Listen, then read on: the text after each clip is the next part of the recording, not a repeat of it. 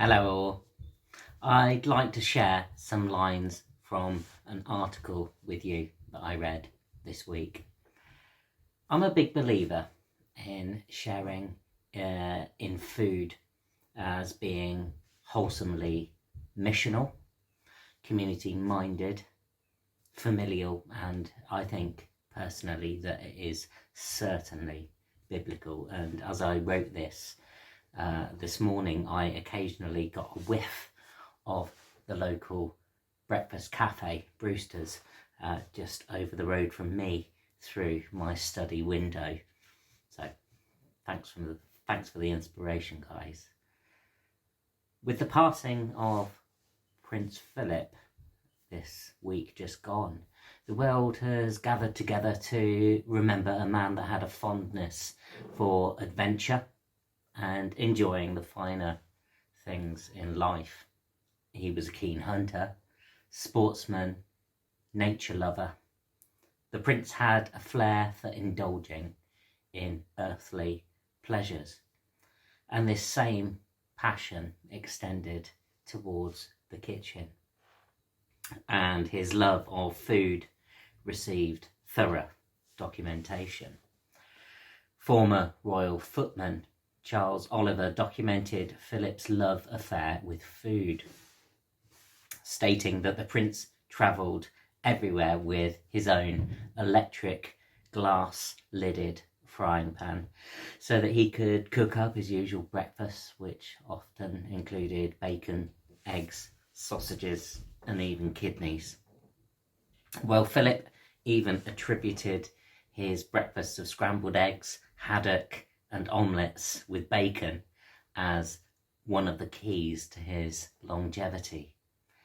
His love of snacks rivaled his fondness for breakfast, as the prince whipped up scrambled eggs and smoked haddock, mushrooms sautéed in butter with bacon, woodcock with mushrooms, and omelettes with bacon that he served for himself and for Queen Elizabeth after the royal staff had been dismissed for the night.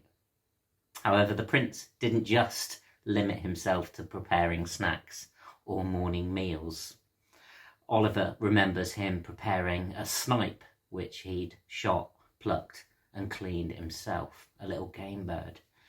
And this joy of cooking and experimenting with ingredients even led to him creating a signature dish. It was documented that Philip loved to grill and would cook up salmon, game and venison outdoors up to 5 times a week when the royal family were up on holiday at Balmoral.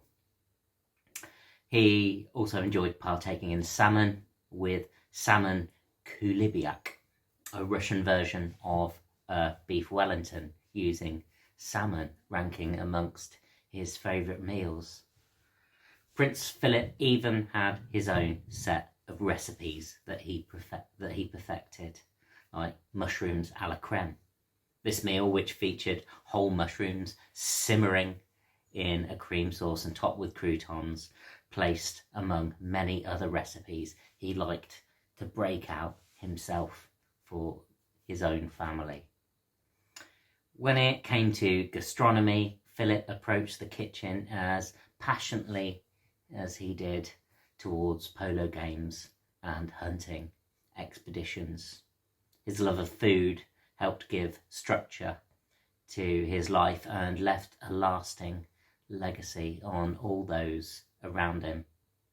With each meal, he took pleasure in the finer aspects of life and his ability to show off his skills, his cooking prowess, and that may have reflected the pride he took in his own self-reliance, even though he was surrounded by people that could have done that all for him.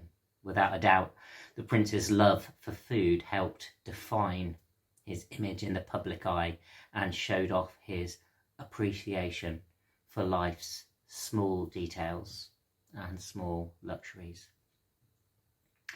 So some of us remember the life of Prince Philip this week, in a week that signifies so much change to lockdown restrictions.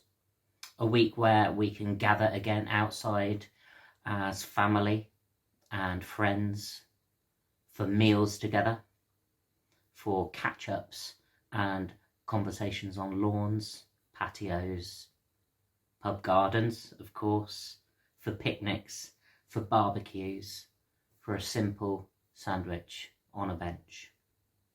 God is with us in the big and the small. He's with us in the life-changing, the world-changing incidents, and also in moments of loving simplicity. Let's thank God for the precious small moments of family, food, human connection with stranger and friend, for friendship that's blossoming and reimagined. Stuff we've all missed so deeply. God is at the heart of all these precious little moments. Amen.